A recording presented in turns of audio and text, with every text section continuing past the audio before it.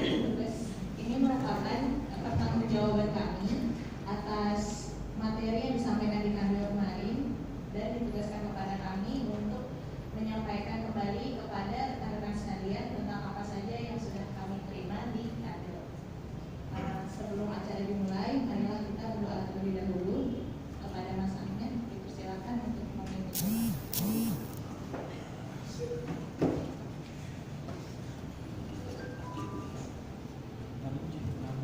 Baik, bismillahirrahmanirrahim. Mengawali acara kita pada pagi hari ini, marilah kita sama-sama berdoa. Seperti biasanya doa akan saya bikin dalam sesuai dengan aturan Islam. Jadi yang beragama Muslim kami bersilakan untuk menyesuaikan sesuai dengan agama dan kepercayaan masing-masing. A'udzubillahi minasyaitonirrajim. Bismillahirrahmanirrahim. Alhamdulillahirabbil alamin. Hamdan syakirin, hamdan alimin. Hamdan yuafi ni'amahu wa yukafi mazidah. Ya Rabbana lakal hamdu kama yanbaghi li jalali wajhikal karim wa azimi sultanik. Allahumma shalli ala Muhammad wa ala Muhammad kama shallaita ala Ibrahim wa ala Ibrahim wa barik ala Muhammad wa ala Muhammad kama barakta ala Ibrahim wa ala Ibrahim innaka Hamidum Majid. Ya Allah, puji dan syukur bagi kehadiratmu ya Allah atas nikmat dan karunia-Mu kami bisa berkumpul di tempat ini di pagi hari ini dalam rangka IHT analisa laporan keuangan. Dengan kasih sayang-Mu jadikanlah acara ini acara yang berkah dan bermanfaat bagi kami semua ya Allah. Ya Allah ya Ghafar, Engkau yang Maha Pengampun ya Allah. Ampunilah dosa kami, dosa pemimpin kami, dosa orang tua kami, dosa-dosa guru-guru kami. Jadikanlah kami hamba-hamba yang senantiasa bersyukur kepadamu. Ya Allah, berikanlah kepada kami kemantapan hati, ketenangan pikiran sehingga kami dapat menjalankan amanah ini, sehingga kami juga dapat mengikuti acara ini ya Allah. Allahumma ya Allah, hanya kepadamu kami berserah, hanya kepadamu kami minta. Terimalah doa dan minta kami. Rabbana atina fid dunya hasanah wa fil akhirati hasanah wa qina adzabannar wa qina adzabannar wa qina adzabannar. Subhana rabbika rabbil izzati amma yasifun wa salamun alal mursalin walhamdulillahi rabbil alamin. Untuk acara selanjutnya, marilah kita bersama-sama menyanyikan lagu Indonesia Raya dan Mas DJB. Kepada para hadirin dipersilakan.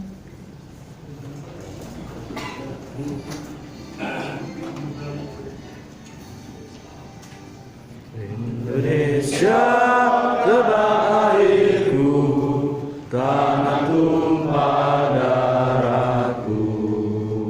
Di sanalah aku berdiri, jadi pandu ibuku.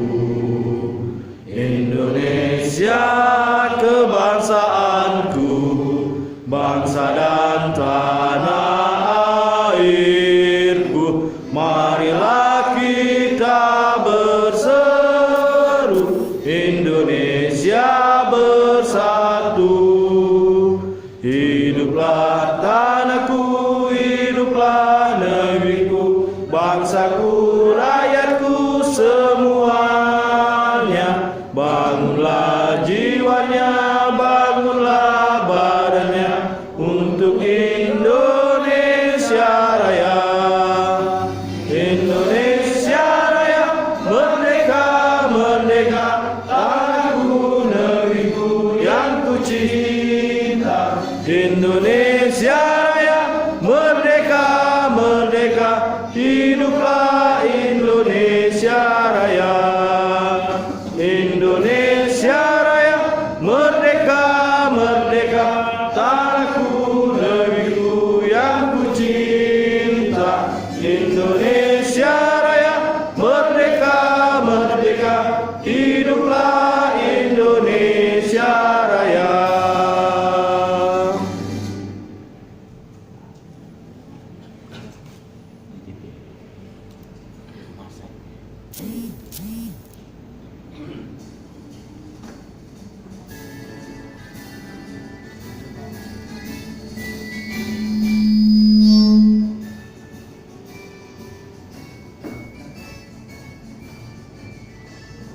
Semangat satukan tekad kita, mari kita berkarya, beban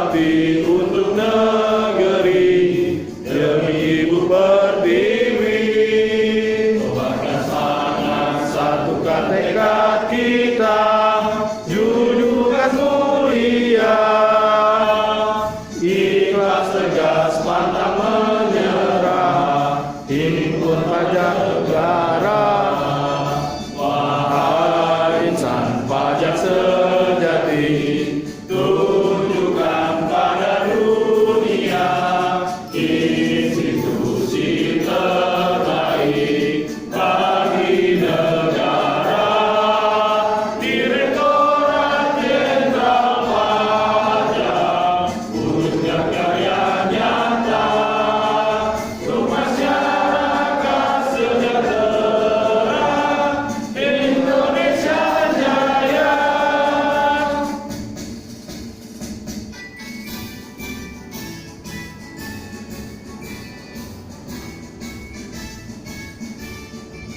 Kobarkan semangat, satukan tekad kita, mari kita berkarya, berbakti untuk negeri, demi Ibu Pertiwi.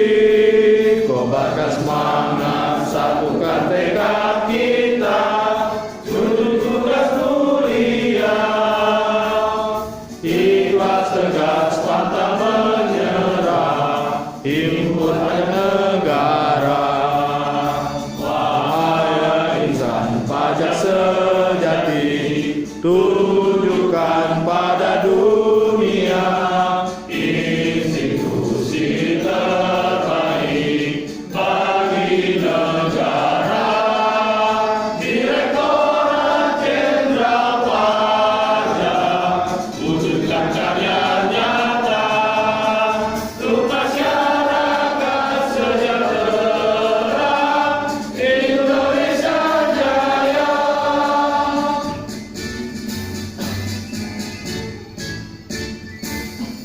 Kepada para hadirin dipersilakan untuk duduk kembali.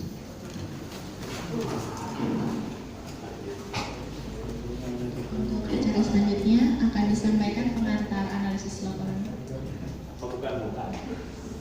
Untuk acara selanjutnya akan disampaikan pembukaan oleh PLH Kantor kepada Bapak Gideon.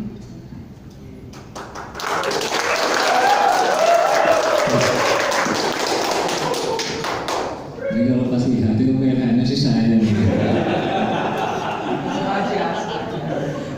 Udah riset, Pak.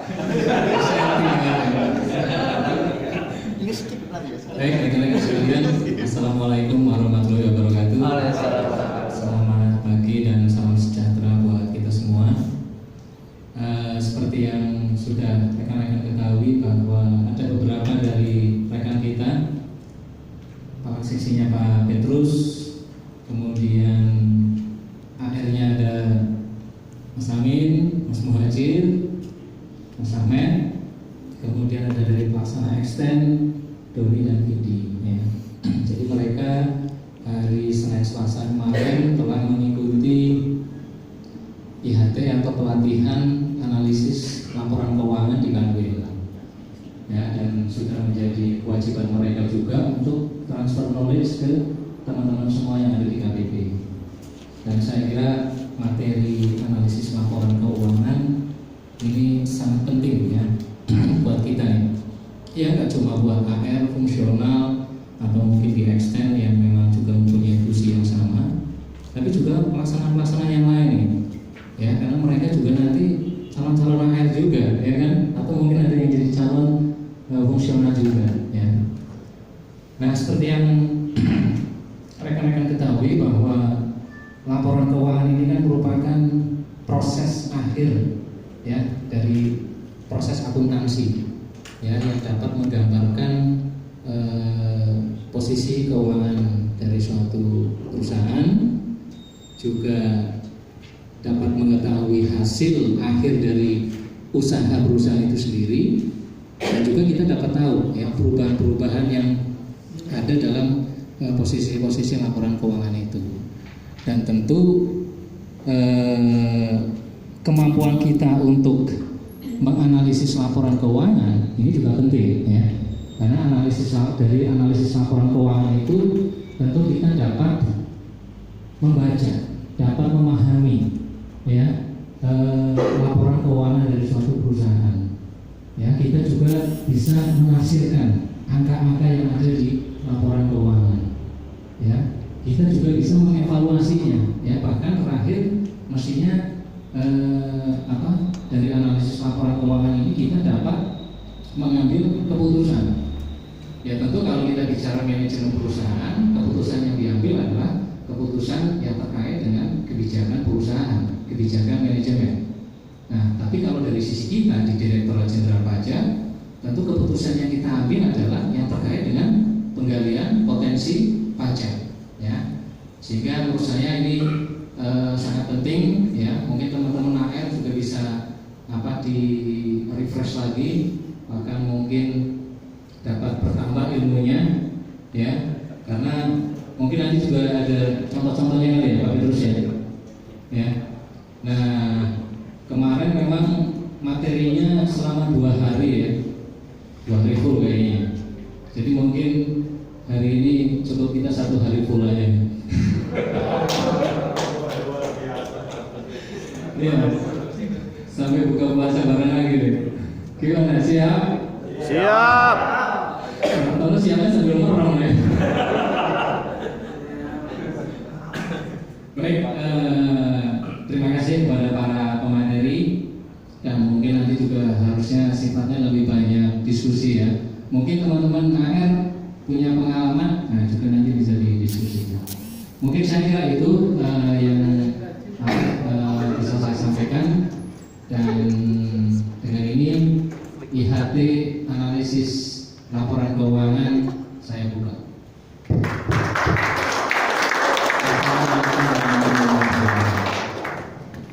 kasih kepada Bapak Gideon untuk sambutannya. Untuk acara selanjutnya, plenary pengantar analisis laporan keuangan yang akan disampaikan oleh Bapak Petrus. Kepada Bapak Petrus.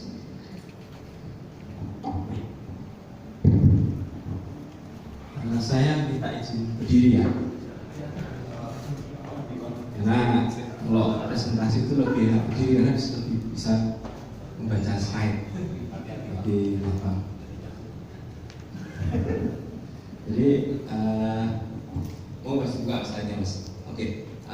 Kemarin kami berenam itu mengikuti IHT di Palembang sehari terkait dengan analisa laporan keuangan. Ini slide yang disampaikan oleh Pak Tatan. Pak Tatan ini dosen di BPPK Jakarta. Beliau ini juga dulu mantan alumni dari kita yang sudah pindah menjadi ITS Semarang.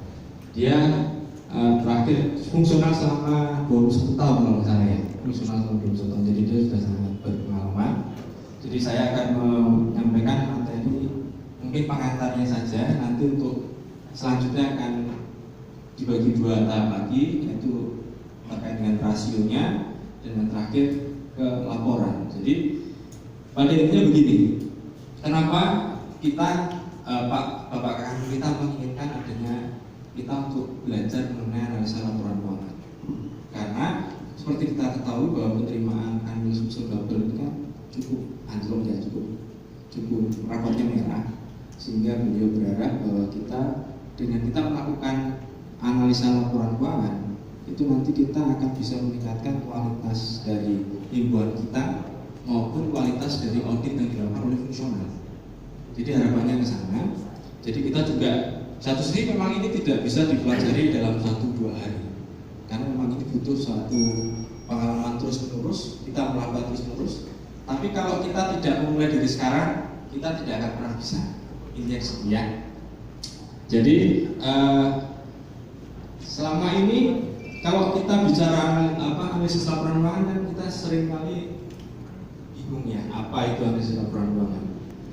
Dan kalau yang saya tangkap dari kemarin yang disampaikan oleh Pak Tatan, bahwa dalam melakukan analisis laporan keuangan itu kita perlu untuk belajar yang namanya tidak hanya pajak, tapi kita juga harus belajar akuntansi. Kenapa kita harus paham mengenai akuntansi? Kira-kira ada yang bisa memberikan penjelasan? Kira-kira apa? Kok kayaknya tegang sekali sih kalau saya ngomong, kayaknya terus jadi pada enggak ini. Apakah serem ya saya?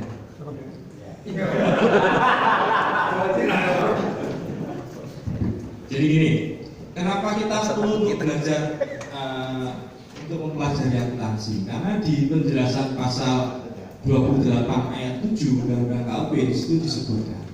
Saya nggak apa ini, tapi saya bacakan saja ya, bahwa dengan demikian pembukuan harus diselenggarakan dengan cara atau sistem yang lazim dipakai di Indonesia, misalnya berdasarkan standar akuntansi keuangan, kecuali peraturan perundang-undangan pajakan peruntukan lain.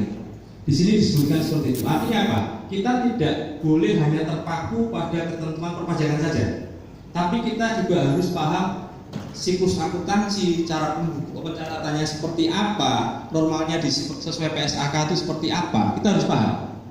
Dan memang pekerjaan di pajak kita ini terus terang berat, karena kita, kalau Pak Tatan mungkin mengatakan bahwa kita harus belajar akuntansi dan pajak. Kalau saya tambahkan satu lagi, bahwa kita harus belajar akuntansi, pajak, dan hukum. Karena hukum itu penting, karena kita, patokan kita adalah undang-undang. Undang-undang itu adalah produk hukum. Jadi kita harus bisa memahami, mencerna apa makna dari ketentuan kita, baru kita bisa mengaplikasikan ke lapangan. Jadi tujuan tadi yang saya sampaikan bahwa kita perlu juga untuk belajar hukum adalah dalam mengimplementasikan aturan di lapangan, kita bisa sesuai dengan koridor yang berlaku. Itu. Next mas. Apa itu ALK? ALK itu adalah suatu proses untuk mengevaluasi yang namanya posisi keuangan dan kinerja dengan menggunakan laporan keuangan. Kira-kira kalau kita bicara posisi keuangan itu ada di mana? Posisi keuangan. Saya nggak buku ya, tapi kan kita brainstorming, kita sama-sama belajar. Kalau kita seperti kita ketahui, mungkin Mas Tono, laporan keuangan kira-kira apa aja? Kira-kira Mas, terdiri dari apa aja? Kira-kira yang di laporan keuangan di SPT kan ada neraca, rugi, ya oke. Nah, jadi kalau kita di laporan keuangan, yang namanya posisi keuangan suatu periode tertentu itu tercantum di neraca. Ya mungkin kalau kita lihat bahwa neraca itu kan cut off ya Mas ya. Mas Diri itu mungkin lebih ahli dibandingkan saya. Saya terus terang background saya akuntansi, tapi saya tidak begitu pakar, karena lebih banyak teman-teman yang dari D4 yang mungkin seperti Pak Nurul ini kan, Pak Nurul D4 yang lebih pintar dari saya. Sekarang Pak Nurul Pak Nurul harus yang mempresentasikan ini, ya. Karena Pak Nurul lebih ini dibandingkan saya gitu. Jadi terus kalau untuk kinerja itu bisa kita lihat dari laporan keuangannya, di laporan laba ruginya, di laporan laba rugi. Jadi kita lagi mengkonekkan antara neraca, laporan laba rugi di proses yang namanya analisis laporan keuangan, ya.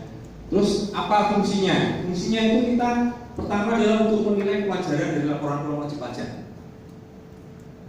ya. Yang kedua adalah menilai ada atau tidaknya rekayasa keuangan yang dilakukan oleh wajib pajak. Terus kita mengidentifikasi pos-pos yang memerlukan perhatian khusus. Jadi kalau bagi fungsional, ALK ini penting diproses sebelum masuk ke pemeriksaan, sebelum menyusun audit program.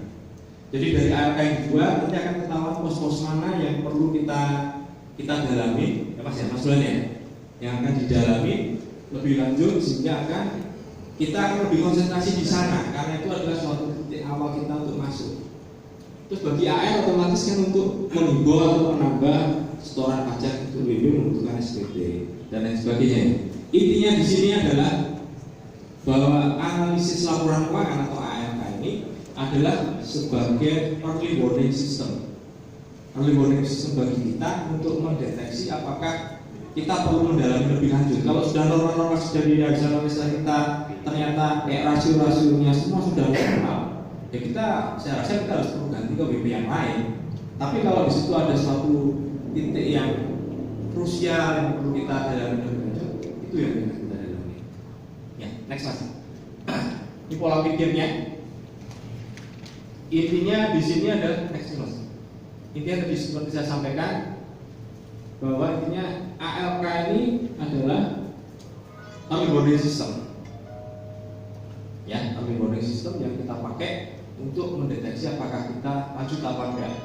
Dan kita perlu saya sampaikan bahwa ALK ini lebih ke deteksi awal ya, sehingga kita perlu lebih lanjut mendalami. Jadi AR mungkin bisa menggunakan ARK, nanti kita perlu satu step lagi, kita harus menggunakan penjelasan dari briefing. Feedbacknya seperti apa? Fungsional pun saya rasa seperti itu. Ya, next one. Ini contoh yang di ARK di pemeriksaan. Saya rasa cukup paham ya. Next ya, biar mempersingkat waktu. Untuk ARK juga saya rasa juga sudah ini next skip aja. Nah, ini kan seperti kita ketahui undang-undang KUP, wajib pajak itu kan wajib menyampaikan SPT dengan benar, lengkap dan jelas dan penandatangannya. Ini kan di-bold ya sama Pak Tatan ya, benar, lengkap dan jelas. Artinya apa? Artinya kita punya kewenangan di sini untuk menentukan next. Kita punya kewenangan di sini untuk menentukan next. Dalam hal kita punya bukti bahwa laporannya itu tidak benar, kita berhak untuk menetapkan pajak yang ditanggung sesungguhnya. Ya, ini kewenangan kita. Terus ada 3 indikator vital dalam analisis pendeteksian kesalahan pembukuan wajib pajak.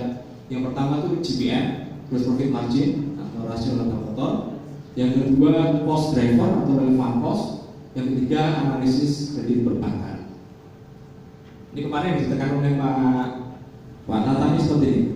Nah, ini contohnya ya, contohnya. Kalau kita lihat grafik ini, kira-kira pas langsung paham ya. Ini kan grafik dari pembukuan wajib pajak ini kan fluktuatif. Ya. Ini kan sangat fluktuatif dari sini ya. Di atas normal. Umumnya perusahaan itu landai atau ya bergelombang dikit karena mungkin ada area yang mungkin ada kenaikan harga atau segala macam yang mempengaruhi itu, tapi tidak akan tinggi. Trennya kan seperti ini normalnya. Tapi kalau yang ada rekayasa kan biasanya seperti ini. Nah, dan salah satu pakar di KPMG kalau nggak salah ya. KPMG. Tuh, sebelumnya ada Mas? Enggak.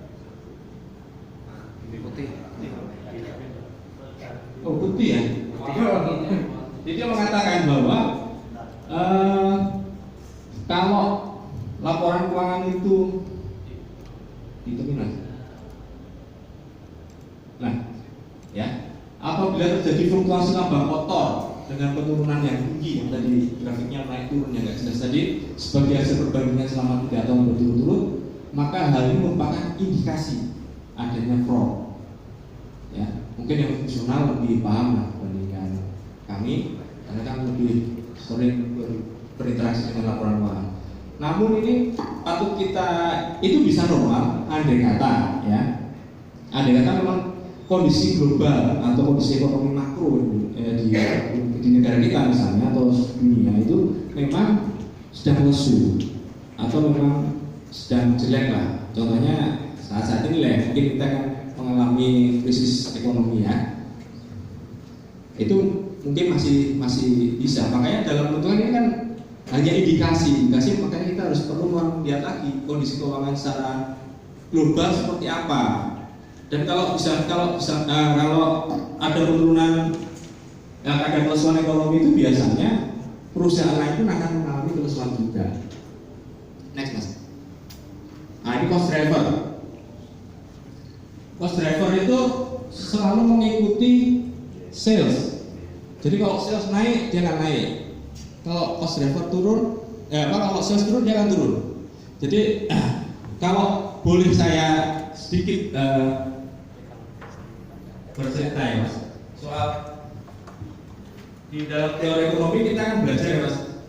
Ini ada price, di sini ada quantity. Kalau ini kita bicaranya tahun ya, tahun. Kalau kita bicara price dan quantity.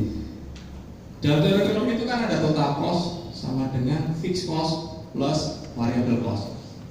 Variable cost itu adalah cost driver. Jadi kalau fixed cost itu kurvanya seperti ini, dia akan tetap. Sedangkan variable cost dia akan seperti ini, akan mengalami diminishing variable cost. Nah, total cost itu di sini. Total cost. Ya, artinya kalau produknya nol, ya, produknya nol, variable cost pasti akan nol. Produk produknya 1 dia akan naik, produknya 2 akan naik terus. Ini yang dimaksud dengan cost driver, ya.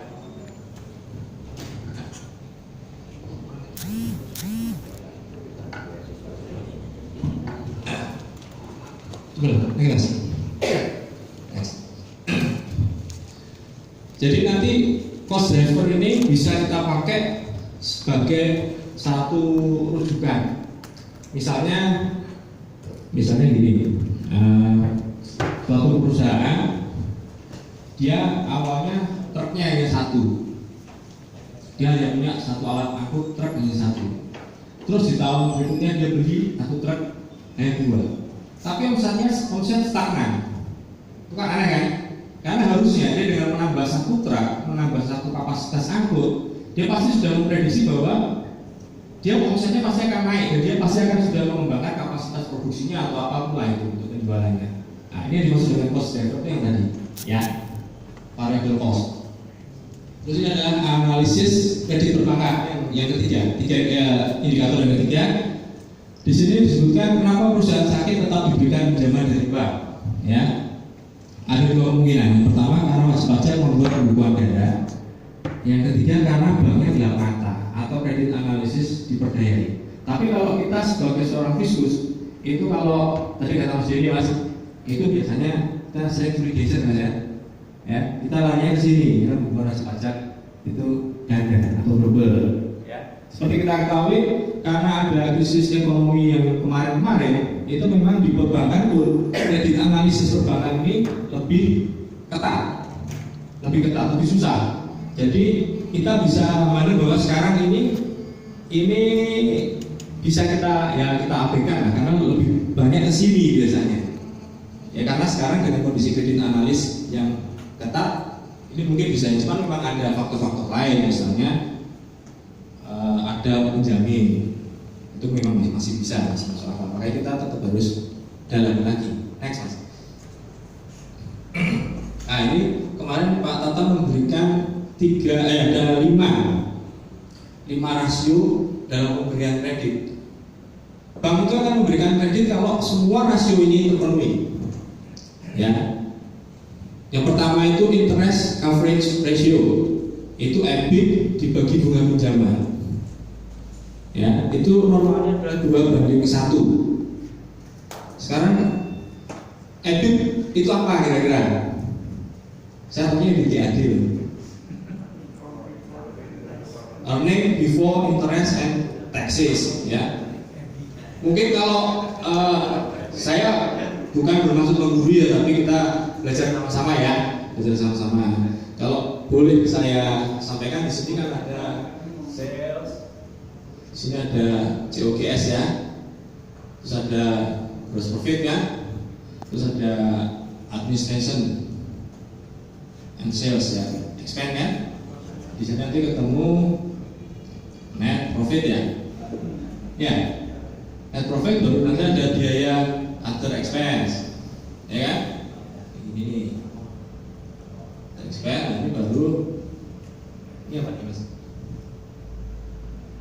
Net income ya? Hah?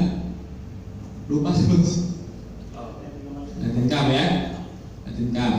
Cuman kalau yang perlu kita paham juga sekarang di Indonesia ini kan PSAK kita mengadopsi namanya IFRS. Ya, IFRS itu setelah ini di sini ada OCI, ada comprehensive income. Ya nanti bisa dibaca di PSAK 1 ini,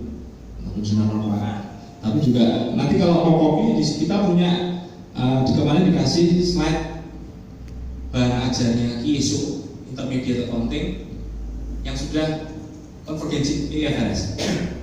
Ya. Nah kalau EBIT itu kan EBIT ya. Ini kan berarti masuk ke, kalau yang dulu masih kita abaikan dulu ya. Ini masuk ke earning kan?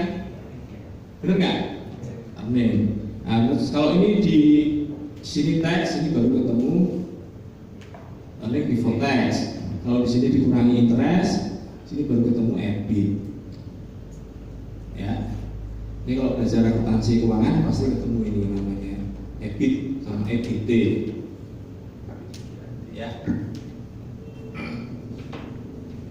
Kira-kira sampai sini ada pertanyaan nggak? Nggak ya, itu ya. Udah pada pinter kan? Ini current rasio 1:1. Total debt to equity rasio itu 1,75:1. Di sini saya tekankan, di sini kita punya aturan DER baru terbit tahun 2015 dan itu diperlakukan untuk tahun pajak 2016. Jadi tolong teman-teman pelajari benar-benar itu PMK DER, PMK tentang debt to equity ratio, ya. Kalau di kita kalau nggak salah 4:1 Mas ini ya, Mas Ahmed. Di sini 1,75:1, malah lebih kecil lagi. Kenapa kok kita 4:1? Kok di sini 1,75:1? Kira-kira ada yang bisa jawab nggak?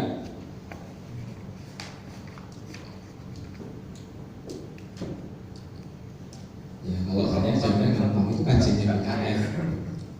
Itu kajian BKF. Dan memang kita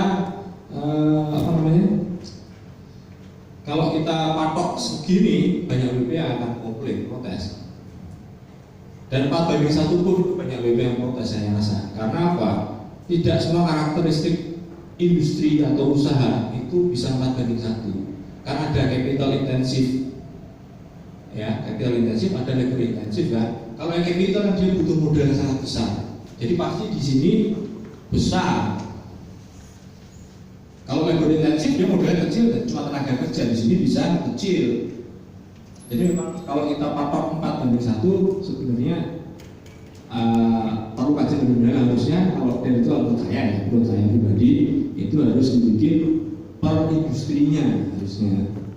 Cuma karena ini berlaku umum, otomatis ya kita bikin tapi 4:1, mungkin ini yang moderat, ya. Terus ini operating cash flow to total debt ratio sama operating cash flow to utang lancar ratio, ya. Next Mas. Ya, ini semua pada tahu ya. Siklus akuntansi ini kan sudah umum kan. Dari siklus akuntansi ini kita bisa tahu kenapa pentingnya kita belajar. Selain akuntansi juga kita belajar perpajakan.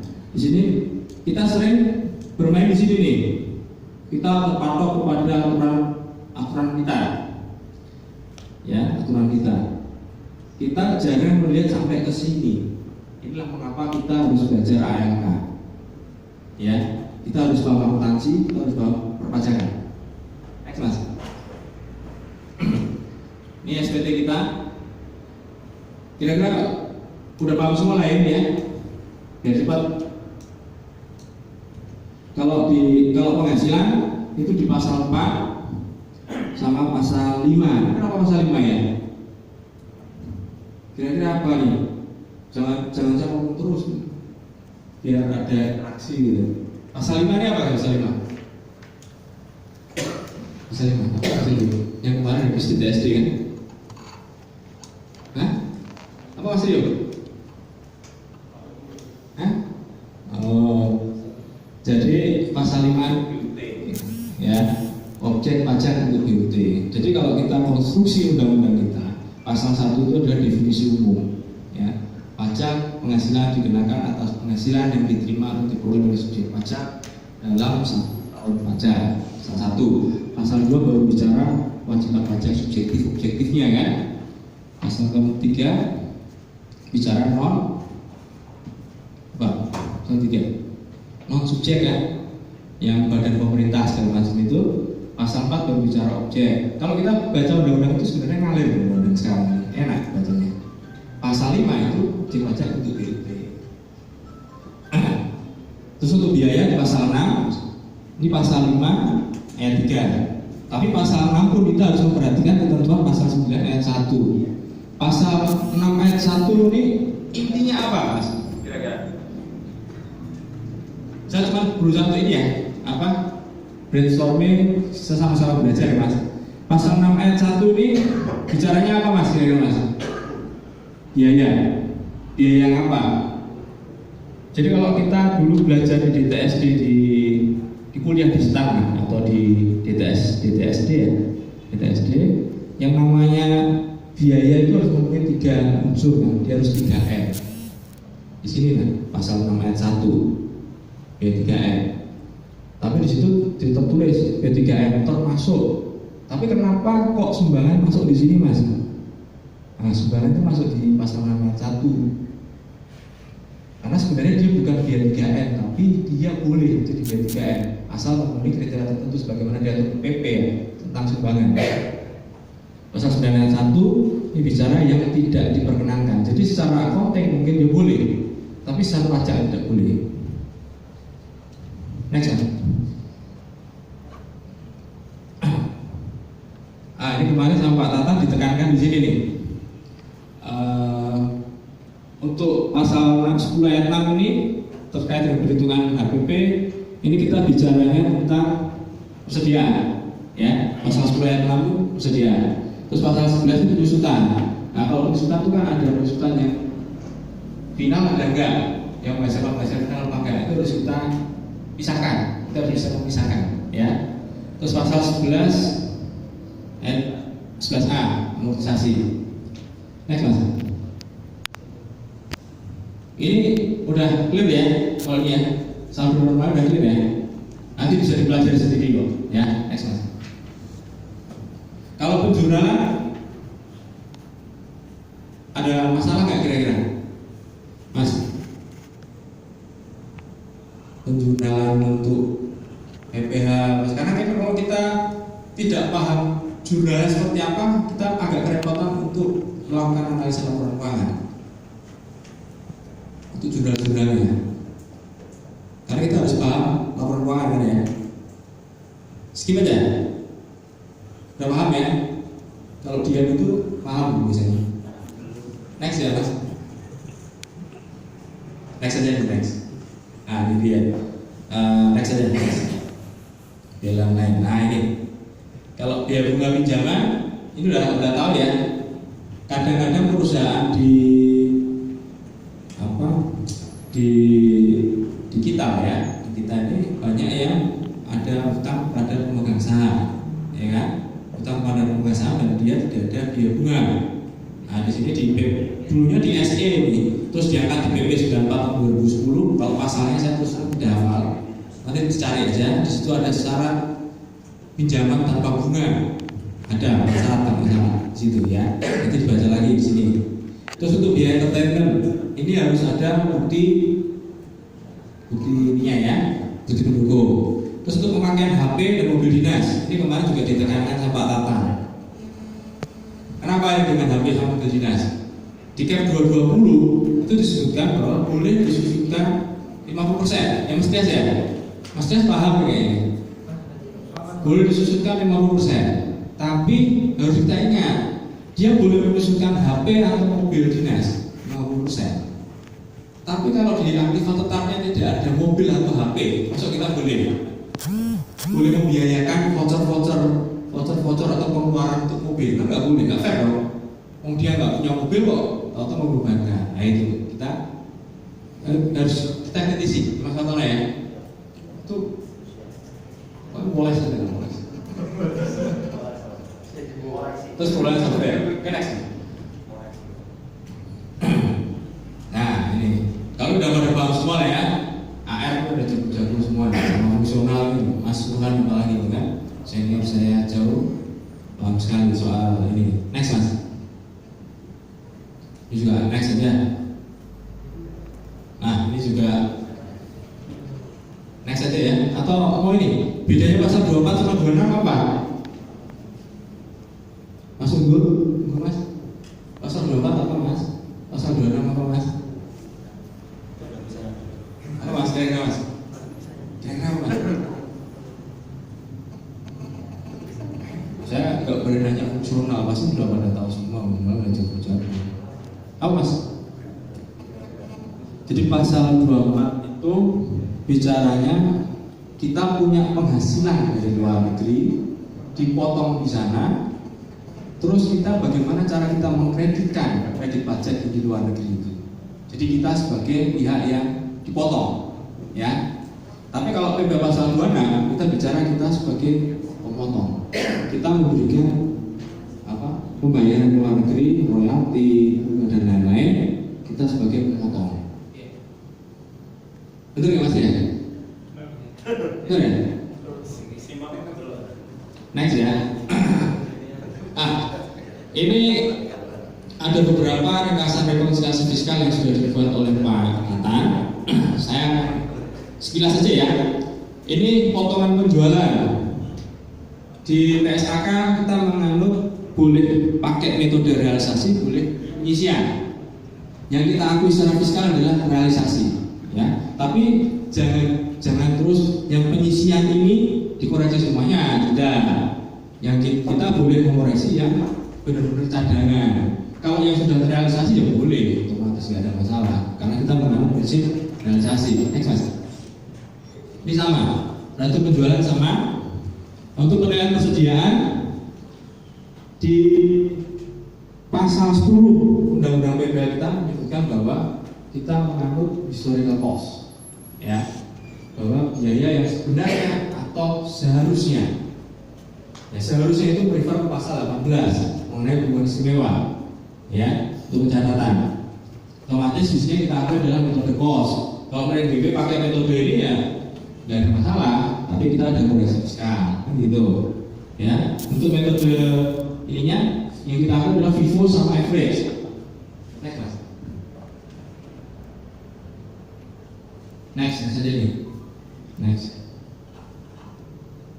Sebelumnya.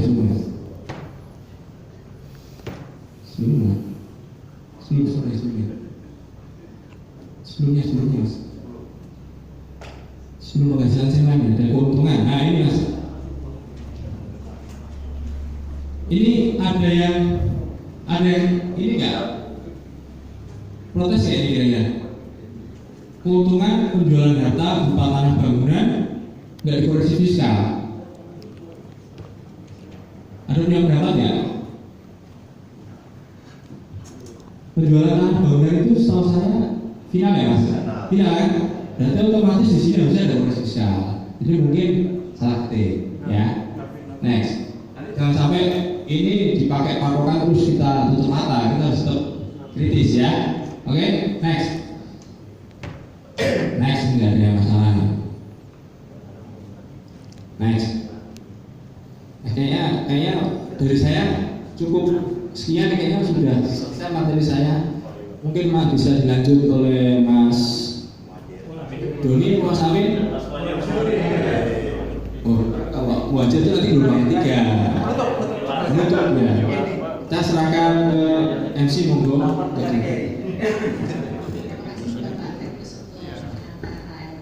Untuk yang berikutnya akan ada materi ALK dan rasio yang akan disampaikan oleh Mas Kiai Samin dengan Mas Doni Swastiawan.